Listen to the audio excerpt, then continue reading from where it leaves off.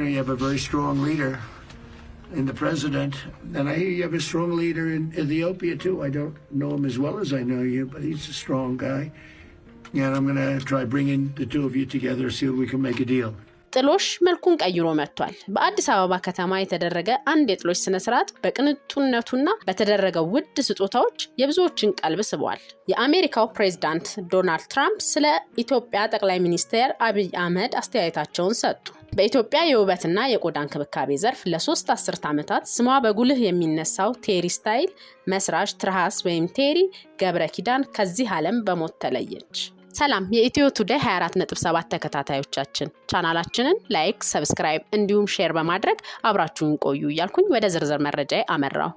ጥሎሽ መልኩን ቀይሮ መጥቷል። በአዲስ አበባ ከተማ ከተከናወነ አንድ የጥሎሽ ስነ ስርዓት በቅንጡና በተደረገው ውድ ስጦታ የብዙዎችን ቀልብ በመሳብ መነጋገሪያ ሆኗል። ለሙሽሪት ከተዘጋጁ ስጦታዎች መካከል በልዩ ሁኔታ ያጌጠና ሙሉ የቤትና የግል መገልገያ ስጦታዎችን የያዘ ተሽከርካሪና ብራንድ የሆኑ ዘመናዊ ሻንጣዎች የሞሉት ልብሶች፣ ሽቶዎች እንዲሁም እጅግ ውድ የሆኑ ሙሉ የወርቅ ጌጣጌጦች ተበርክቶላታል። ነገሩ በዚህ ብቻ አላበቃም። ከስጦታዎች ሁሉ ጎልቶ የታየውና አነጋጋሪ የሆነው የሙሽራው አቤል ለሙሽሪት የአብስራ ሀብታሙ የጻፈላት የ10,000 ብር ቼክ ነው። ይህ የአቤልና የአብስራ ጥሎሽ በከተማው ካየናቸው ውድ ቅንጡና የጥሎሽ ስጦታዎች መካከል በግንባር ቀደምነት ተጠቃሽ ይሆናል። ፍቅር ሲደመር ገንዘብ ውጤቱ ይሄ ነው ያስብላል።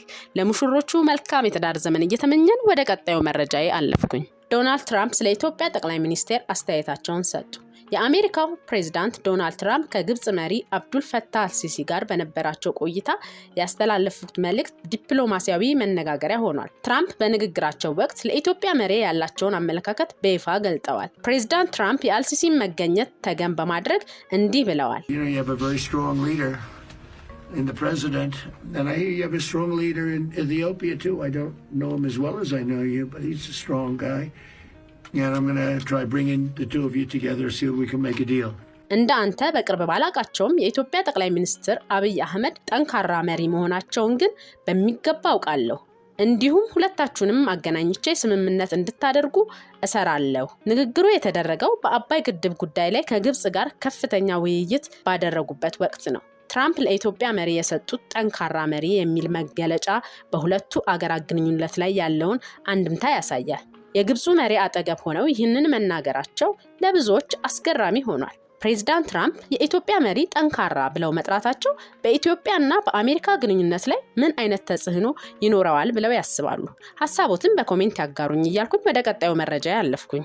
በኢትዮጵያ የውበትና የቆዳ እንክብካቤ ዘርፍ ለ3 አስርት ዓመታት ስሟ በጉልህ የሚነሳው ቴሪ ስታይል መስራች ትራሃስ ወይም ቴሪ ገብረኪዳን ከዚህ ዓለም በሞት ተለየች።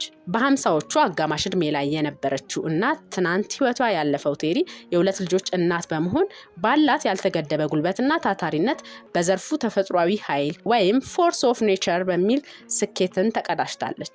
በኢትዮጵያ የውበት ኢንዱስትሪ ውስጥ የማይፋቅ አሻራ ያሳረፈች ታላቅ ሴት ነበረች።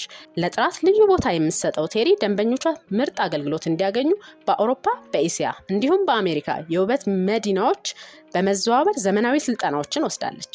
ዓለም አቀፍ ደረጃውን የጠበቀ ምርቶችን በማስተዋወቅ የደንበኞቿን ጤንነትና ደህንነት ስትጠብቅ ቆይታለች። ደንበኞቿ በስራዋ ጥራት ላይ በፍጹም አትደራደርም በማለት ይመሰክሩላታል። የቴሪ የስኬት ንግድ በስራዋ ብቻ የተወሰነ አልነበረም። በርካታ ወጣቶችን የራሳቸውን የውበት ሳሎን እንዲከፍቱ በሙያና በቁሳቁስ ትደግፍ ነበር። ትራሃስ ወይም ቴሪ ገብረኪዳን በኢትዮጵያ የውበት ስታይል ኢንዱስትሪ ውስጥ ትልቅ አሻራ ጥላ አልፋለች። የነበራት ቸርነት፣ ሙያዊ ብቃት፣ ተምሳሌታዊ ጥንካሬ በወዳጆቿና በደንበኞቿ ልብ ውስጥ ለዘላለም ስትታወስ ትኖራለች። ነፍስ ይማር እያልኩኝ የዛሬ መረጃዬን በዚሁ ቋጨውኝ። በቀጣይ በሌላ መረጃ እስከምንገናኝ ድረስ ሰላም ቆዩልኝ።